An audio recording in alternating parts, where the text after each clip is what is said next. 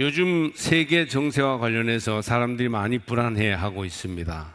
강력한 미국의 보호 무역 때문에 온 세계에 관세 폭탄을 내리고 지난 주간에 우리나라를 향해서도 유럽이나 일본처럼 15% 관세를 매기고 3,500억 불이라는 우리는 그게 얼마나 될지 짐작도 못할 정도의 엄청난 몇백 조에 해당하는 그런 투자를 유치하도록 압력을 넣어 결정을 했습니다. 아마 한국 경제는 만만치 않은 세계 경제의 도전 앞에서 바닥으로 굴러 떨어지지 않으려고 발버둥을 쳐야 할 것입니다. 이만큼 방어한 것도 선방이라고 세계 경제는 얘기해주고 있습니다만은 앞으로의 과제가 만만치 않을 것 같습니다. 직장인들, 중소상인들도 올해 우리 경제, 우리 살림이 어떻게 될지 불안한 마음을 추스르지 못하고 있습니다. 가게 문을 닫거나 직장을 그만두게 될지도 모른다는 생각을 아무래도 소시민들은 하게 되는 것이 사실입니다. 가정조차도 확실하지 않습니다. 건강하던 남편이나 아내가 갑자기 건강을 잃든지 경제적인 사고를 당해 온 가정이 위기에 빠질 수도 있는 경우를 만납니다. 농사나 어업 같은 1차 산업도 예전에는 큰 변화가 없이 많이 소출을 하면 안정되어 있었으나 요즘은 여러 가지 불확실한 요소가 많이 생겨서 풍작을 거두기도 하고 흉년을 맞이하기도 하고 어떤 때는 풍작을 거뒀는데도 큰 손해를 보기도 하고 이런 일을 경험합니다. 다행인 것은 이번 관세 협상에서 특히 농산물 중에서도 쌀과 쇠고기는 피해갈 수 있었다고 합니다. 우리는 하루를 마치면서 밤에 침대에 앉아 망하지 않은 것을 감사해야 하고 아침에 집을 나서면서 별일 없기를 간절히 빌어야 하는 불안한 시대를 살고 있습니다. 상황이 이렇게 불확실한 까닭에 반대 심리로 현대인들은 어느 때보다 확실하고 든든한 것을 원하고 있습니다. 흔들리고 있는 것들 가운데 어떤 강하고 확실한 것은 없을까 사람들은 갈망하는 듯합니다. 청소년들이 강력한 리듬과 가사의 노래를 부르는 가수들에 열광합니다. 얼마 전에 속초의 싸이라는 가수가 열광적인 흠뻑 쇼를 하는데 사람들이 엄청나게 몰렸다고 합니다. 아이들만 온 게 아니라 어른들도 많이 왔다는군요. 일확천금을 약속하는 사업에 사람들이 많이 빠지기도 하고 자기만이 하늘의 계시를 받은 듯이 허풍을 떠는 이단 사이비에 사람들이 몰리는 것도 뭔가 확실한 것을 붙들고 싶어하는 이런 심리에서부터 비롯된 것입니다. 믿음에 있어서도 전 세계적으로 공통되는 것이 하나 있는데 확실한 믿음의 내용을 분명하게 강조하는 보수주의가 부흥하고 있다는 것입니다. 기독교 정통이란 이름으로 강경 보수로 흐르는 경향이 많습니다. 미국의 남침례교회, 남미와 아프리카 지역에는 오순절 성령운동 교단, 동유럽에는 오랜 전통과 강력한 교권을 제시하는 가톨릭 교회들이 강합니다. 과거에도 보수와 진보는 기독교 안에 있었지만 요즘처럼 보수주의 중에서도 근본주의라고 하는 극우 보수가 기독교의 주류가 되었던 때는 없었습니다. 사회의 급격하고 다양한 변화와 교회의 보수적인 확실성, 이것은 상당히 이가 맞지 않는 것처럼 보입니다. 많은 그리스도인들은 정통과 변화, 믿음과 의심, 이 둘 사이에 어중간하게 끼어 있습니다. 교회에서는 의심 없는 믿음을 말합니다. 교회에서는 구원이 보장된 믿음의 확실한 길을 설교합니다. 그러나 문만 열고 나가면 사람들은 세상 속에서 모든 것을 의심하며 하루하루를 흔들리며 살아가고 있습니다. 이 확신과 의심 사이에서 고민하며 씨름하는 가운데 여기 우리 믿음이 있습니다. 본문은 한 남자가 보여주는 믿음의 초라한 현실을 그려줍니다. 그 남자의 아들은 이상한 병에 걸려서 물에도 뛰어들고 불에도 뛰어듭니다. 아마 간질 증세, 정신질환까지 겹쳐 있는 것으로 보이는데 귀신이 주관하고 있습니다. 20절을 보니까 얼마나 하루하루가 힘들었을까요? 이 아이가 병으로 오랫동안 고생을 하니 온 집안이 말이 아니었습니다. 당장 다음 시간에 무슨 일이 일어날지 모르는 이런 형편이었습니다. 그 아이의 아버지인 남자는 예수님께 와서 이렇게 말합니다. 무엇을 하실 수 있거든 도와주옵소서. 22절. 아무리 예수라도 여기에 무슨 일을 할 수 있겠습니까? 그러나 할 수 있으면 좀 도와주세요. 매우 불확실한 얘기를 드리지요. 그러자 예수님은 할 수 있거든요. 무슨 말이냐? 믿는 자에게는 능치 못할 일이 없느니라 하십니다. 유명한 말씀이죠. 이 말씀을 하면 우리는 아멘이 절로 나옵니다. 할 수 있거든요. 무슨 말이냐? 믿는 자에게는 능치 못할 일이 없느니라. 그때 이 남자는 소리를 지르며 말합니다. 내가 믿나이다. 나의 믿음 없는 것을 도와주소서. 아니, 예수님 할 수 있다는데 이 남자는 믿음 없는 것을 도와달라고 어찌 보면 솔직하게 자기의 믿음을 고백하고 있습니다. 본문에서 결국 예수님의 능력으로 이 소년은 고침을 받습니다. 예수님의 치유 기적 중에 한 사건이죠. 공간복음서에는 다 기록되어 있는 유명한 사건입니다. 이 기적과 이 능력의 현장에 초라한 남자가 있습니다. 그는 할 수 있을까 의심합니다. 예수님의 말씀을 듣고 자기가 믿는다고 하면서도 자기의 믿음 없는 것을 도와달라고 합니다. 이 남자도 의심과 믿음 사이에 어중간한 자리에 서 있습니다. 예수님을 한편으로는 믿는데 한편으로는 현실이 너무 어렵기 때문에 믿지 못하고 있습니다. 오늘날 많은 그리스도인들의 모습이 여기에 나타나 있습니다. 세속적인 생활에서 월요일부터 토요일까지는 의심하게 됩니다. 물질적인 세계관, 세속적인 생활 방식을 가지고 살아가는 거예요. 믿는지 안 믿는지 표가 없는 한 구분되지 않습니다. 예수 믿는 사람이라고 명찰을 달고 다니는 것도 아니에요. 그러나 복음이 선포되는 거룩한 자리 교회로 오면 구원받은 사람이요 거듭난 자예요. 할렐루야를 외치면서 하나님 말씀에 아멘합니다.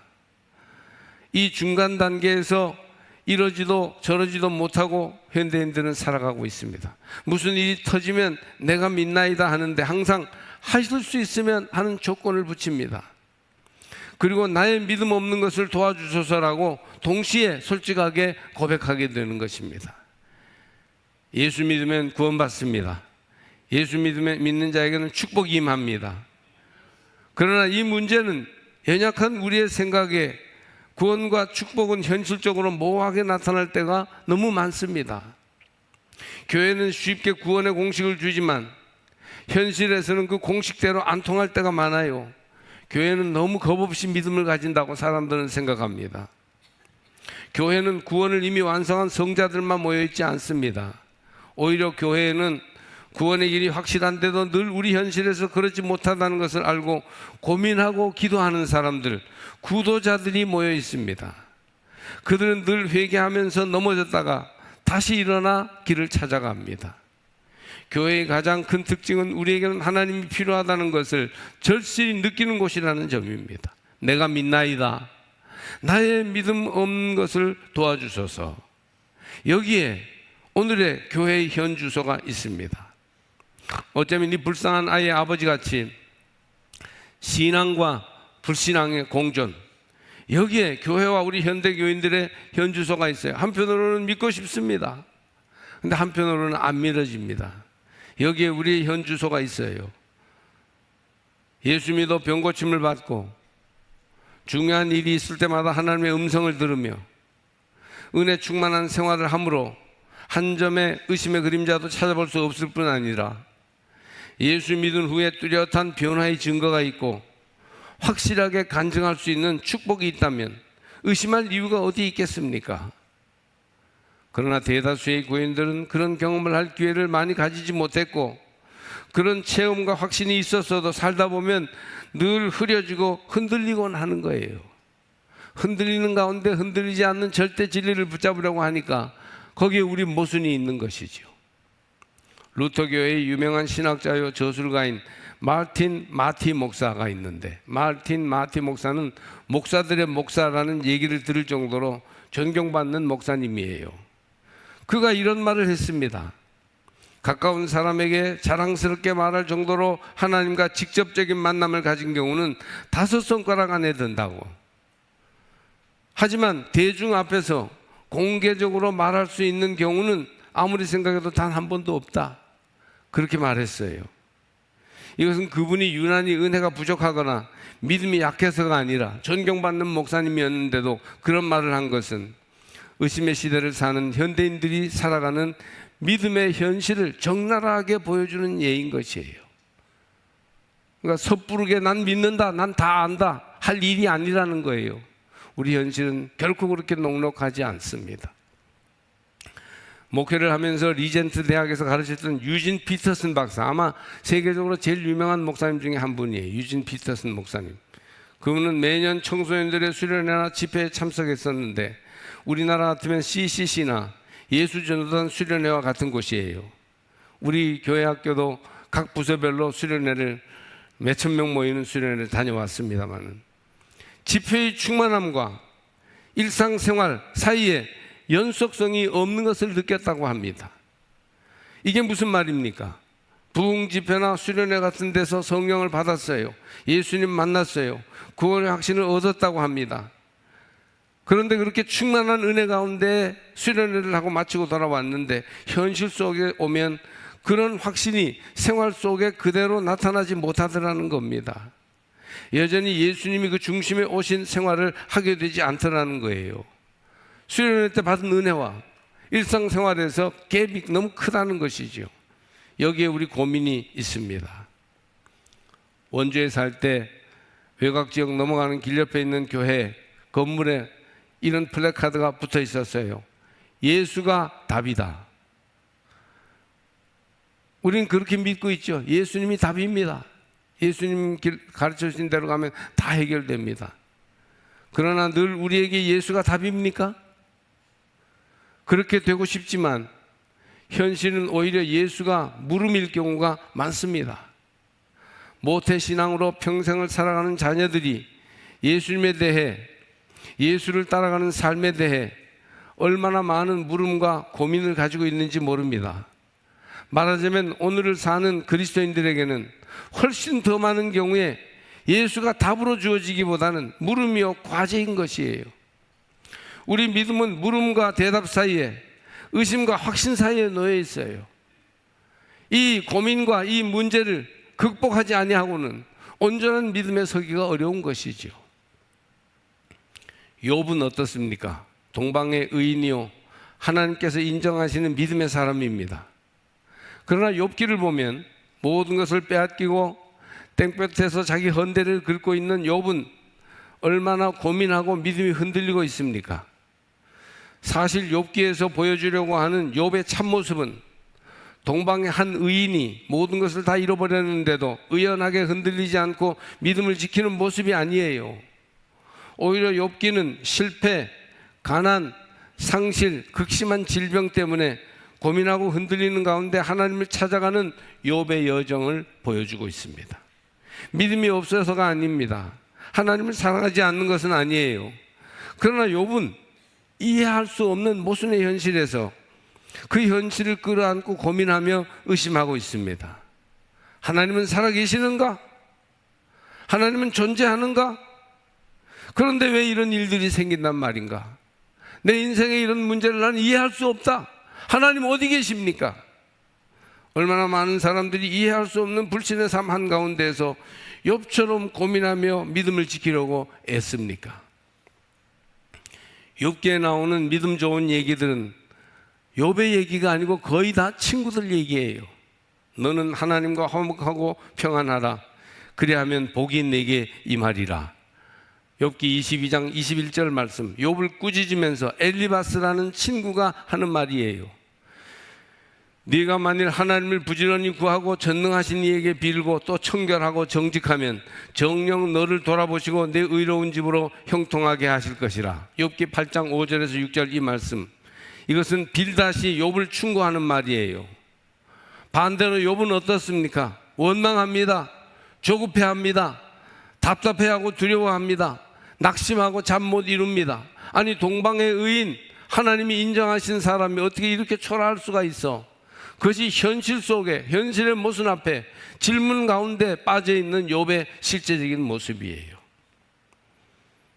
하나님은 결국 욥에게 모든 문제에 대한 대답을 주셨습니다마는 거기까지 가는 동안 욥은 계속 고민하고 씨름하고 되물어야 했습니다. 이것이 욥기의 내용이에요.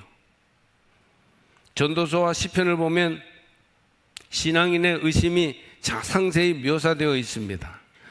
거룩한 책에 의심과 회의의 주제가 나타나다니 우린 그런 좀 적응이 안 되는 생각을 하죠. 그러나 성서를 통해서 우리가 알게 되는 또 하나의 사실은 성서는 확신을 주는 책이기도 하지만 의심과 고민을 끌어안고 힘들어하고 있는 사람들을 가르쳐주는 책이기도 하다는 사실입니다. 위대한 신앙인은 솔직하게 의심한 사람이에요. 의심을 통과해서 그냥 저절로 확신으로 이른 것이 아니고 의심을 붙들고 고민하고 씨름하면서 눈물 뿌리는 밤이 있었기 때문에 그 광명한 확신의 아침으로 나갈 수 있었던 것이지요. 위대한 신앙인은 솔직하게 의심한 사람이고 영적 고민을 회피하지 않고 기쁜 심성으로 대결해 나간 사람들이에요. 그들이 대부분 위대한 신앙인의 반열에 서 있습니다. 12제자 중에 도마는 어떻습니까? 의심 많은 제자로 이름이 나 있어요. 그런데 우리가 잘 모르는 도마에게서 있는 아주 알려지지 않은 중요한 점이 있는데, 예수님 부활하신 후에 제일 먼저 정확하게 신앙을 고백한 사람, 훗날 교회에 있어서 가장 중심이 되는 신앙 고백을 가장 먼저 모범적으로 한 사람이 누구냐? 교회를 위한 신앙을 확립하는데 징검다리를 놓은 사람이 누구냐? 바로 도마라는 사실입니다. 나의 주님, 나의 하나님, 이 요약된 두 마디의 신앙 고백은 초대교회 신앙 고백의 중심을 이루었어요. 나의 주님이라는 내용과 나의 하나님이라는 내용을 풀어서 사도신경이 만들어진 거예요. 그리고 후대의 모든 신앙 고백은 도마로부터 시작된 것입니다. 또 도마가 가장 먼 곳 인도까지 선교사로 간 사람이었어요. 12제자 중에 가장 험한 곳으로 가장 많은 희생을 치르면서 가장 멀리까지 복음 전하러 간 사람이 도마예요. 도마는 부활하신 주님의 모습을 보아야 믿겠다고 정직하게 고민하였어요. 그리고 의심을 통과하여 진정한 믿음으로 나가는 과정을 밟았습니다.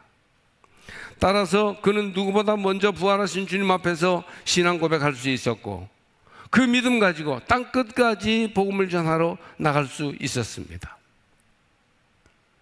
어거스틴은 고백록이라는 자기 신앙 고백의 기록을 남겨서 인류에게 진리의 길을 밝혀주었는데, 그 책에서 어거스틴은 그가 얼마나 주님을 떠나 먼 길로 방황했는가를 기록합니다.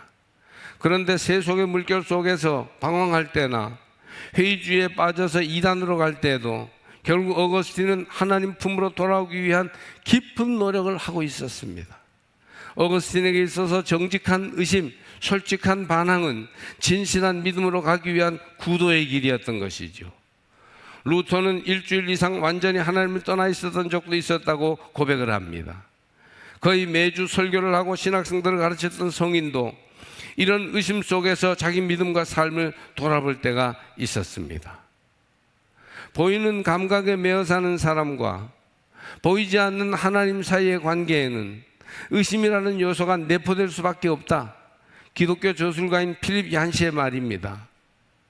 문제는 의심에서 불신으로 떨어져 버리느냐, 의심에서 확신으로 가느냐의 차이죠. 선하신 하나님이 왜 죄 없는 자기를 이렇게 고통에 빠뜨리느냐 하는 어려운 현실 앞에서 정직하게 씨름하면서 욥은 절망으로 빠진 것이 아니고 믿음으로 나아갔어요.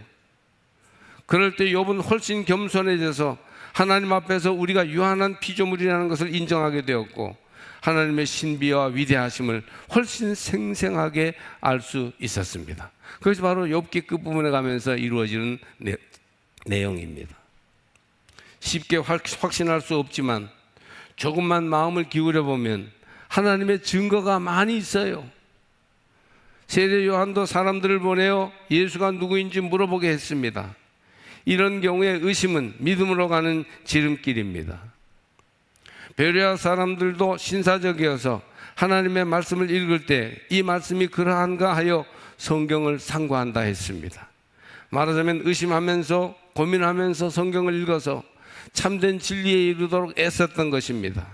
하나님의 신비, 무한한 가능성은 쉽게 확신할 수 없어요. 유한한 인간은 절대 무한한 하나님을 쉽게 만나기 어려워요. 그것은 씹으면 씹을수록 새맛이 나오는 치꾸리와 같이 말할 수 없는 초월과 신비를 가지고 있는 존재입니다. 뭐라 쉽게 파악할 수 없지만 무궁무진하고 크신 분이 하나님이시죠. 우리는 교회에서 보통 이런 말을 많이 들으며 자랐습니다. 의심하지 말아라. 그냥 믿어라. 무조건 아멘해. 그럼 복을 주신다. 이 말이 틀린 말은 아니죠. 여러분, 그렇게 의심하지 말고 아멘하는 것 좋은 순진한 믿음이긴 합니다. 그러나 이것은 그리스도인들이 맨 나중에 해야 할 말입니다. 제발 하나님 앞에, 진리 앞에 조금은 정직하셔야 합니다. 많은 물음과 더불어 오랜 씨름을 하고 많은 길을 달려간 후에 확신에 이를 때가 있을 것입니다. 영적 순례를 하지 않고 애초부터 달랑 모범 답안부터 찾는 것은 어쩌면 아무것도 모르는 것입니다. 하루아침에 구원을 받았다고 선선히 시인하는 것도 믿음이지만 고민하며 오랫동안 찾아가는 것도 잘못은 아닙니다. 너무 쉽게 결정해버리면 종이 호랑이처럼 무너질 때도 있어요. 여기에 살이 붙고 피가 돌아 진짜 산 호랑이가 되려면 현실 속에서 많은 의심과 싸우며 긴 순례의 여정을 걸어가야 합니다. 말씀 안에서 고민하십시오. 예수 안에서 진리를 더욱 찾아가시기를 바랍니다. 교양인들의 불신앙이 요즘 추세예요. 세상 추세입니다. 건전한 상식을 가진 이들이 교회 울타리 안에 이런 핑계 저런 이유를 대면서 들어오기를 꺼려합니다. 그들은 이해하고 깨닫지 못한 상태에서 강요되는 확신을 싫어합니다. 교회는 섣불리 그들을 울타리 밖으로 쫓아버렸습니다. 믿음 없는 교만한 사람들 같으니라고 이렇게 쫓아버렸어요. 교회와 신앙에 대하여 많은 얘기를 하고 싶어하며 생각보다 진지하고 성경에 대하여도 깊은 내용까지 알고 있는데 그들이 의문스러워하고 번민할 때 교회가 함께 대화해 주지 못했어요. 교양과 상식을 가진 그런 사람들이 교회 밖으로 나가 세상의 광야로 가버릴 때 그 문제를 함께 해주는 교인 친구가 있었습니까? 그런 친구들이 없어요. 21세기 교회는 의심의 문화 속에서 방황하는 사람들과 함께 길을 갈 작정을 해야 합니다. 그래야 의심하는 문화의 한가운데서 진실한 구도자들을 많이 구원해낼 수 있을 줄 믿습니다. 그들도 한 걸음 떨어진 곳에서 사실은 진리를 바라보고자 애쓰는 자들이에요. 그들에게 손을 내밀어 구원의 길로 인도해야 할 것입니다. 저는 대학 시절에 이런 얘기를 들었습니다. 대학교 1학년은 자기가 아무것도 모른다는 것을 모른답니다. 그렇기 때문에 겁도 없이 아는 척을 하고 허세를 부려요. 자기가 대학생이라는 거죠. 대학교 2학년이 되면 자기가 아무것도 모른다는 것을 알아요. 조금 배워보니까 정말 자기가 너무 모르는 거거든요. 그래서 조금 겸손해지고 알아보려고 애를 씁니다. 아냐 그러면 몰라 이렇게 말하는 게 2학년이. 1학년은 모르면서 안다 그러고 이제 2학년이 되면 알면서 조금씩 알아가니까 모른다는 게 많습니다. 대학교 3학년은 어떻습니까? 자기가 안다는 것을 몰라요. 이제 좀 알게 됐는데 정말 그것을 알지 못하는 것이죠. 그래서 계속 애를 쓰면서도 책임 있게 나서서 말하지 않습니다. 대학교 4학년이 되면 자기가 안다는 것을 안답니다. 그래서 이제 책임 있는 사회인으로 자기 목소리를 낼 수 있게 됩니다. 저는 신앙에도 1학년에서 4학년까지 있다고 봅니다. 여러분 몇 학년인지 오늘 한번 생각해 보세요. 대부분의 우리들은 1학년에서 3학년 사이에 있습니다. 굉장히 이룬 줄로 아는 사람들, 확신을 얻었다고 주장하는 사람들은 신앙 초보자인 1학년일 경우가 많습니다. 교회 안에 있는 회의주의자들, 고민하고 방황하지만 참된 믿음의 길이 무엇인지 찾아가는 사람들이 1학년보다 상급반인 2학년일지 모릅니다. 1학년들은 자기가 믿음 좋은 줄 알고 2학년인 사람, 자기보다 선배인데도 모르고 막 함부로 얘기합니다. 그러나 의심하는 사람들은 거기 2학년에 머물러 있을 것이 아니라 3학년으로 진급을 해야 합니다. 의심과 확신 사이에서 오늘도 많은 사람들이 고민하고 있습니다. 여러분은 어떠시죠? 저는 오늘 물음을 던집니다. 그러나 이 고민, 이 의심은 일시적이고 임시적인 것으로서 주님의 얼굴빛 가운데 아침 안개와 같이 사라질 때가 올 것입니다. 의심을 통과하여 믿음으로 그때까지는 정직하게 고민하고 정직하게 씨름하십시오. 기적이 나타나지 않고 계시의 빛이 손에 잡히듯 확실하지 않더라도 겸손하고 정직하게 영적 순례를 계속할 때 주님은 우리들의 그와 같은 미완성의 믿음을 내치지 않고 오히려 귀하게 여기시며 격려하실 것입니다. 교회는 기도하기에 가장 적합한 장소다. 아주 흐린 불빛만 있으므로 존 던이라는 사람이 한 말이에요. 신비한 공간을 남겨둔 교회, 우리의 한계를 겸손히 인정하면서 더욱 주님을 필요로 하는 교회, 이런 교회가 겸손한 믿음의 사람들이 예배하기에 적합한 교회가 아닐까요? 흔들리는 시대에서 모든 흔들리는 것들 가운데 우리 믿음마저 흔들려서 나의 믿음 없는 것을 도와주소서 이렇게 때로는 말할 수밖에 없지만 흔들리는 대로 주의 이름을 부르며 나아가면 주님은 진리와 공의로 우리를 가르쳐 주실 것입니다. 결국은 우리 죄인들까지도 하나님 나라의 영광에 이르게 하실 줄 믿습니다. 의심을 통과하여 믿음으로 나가는 성도들이 되시기를 축복합니다.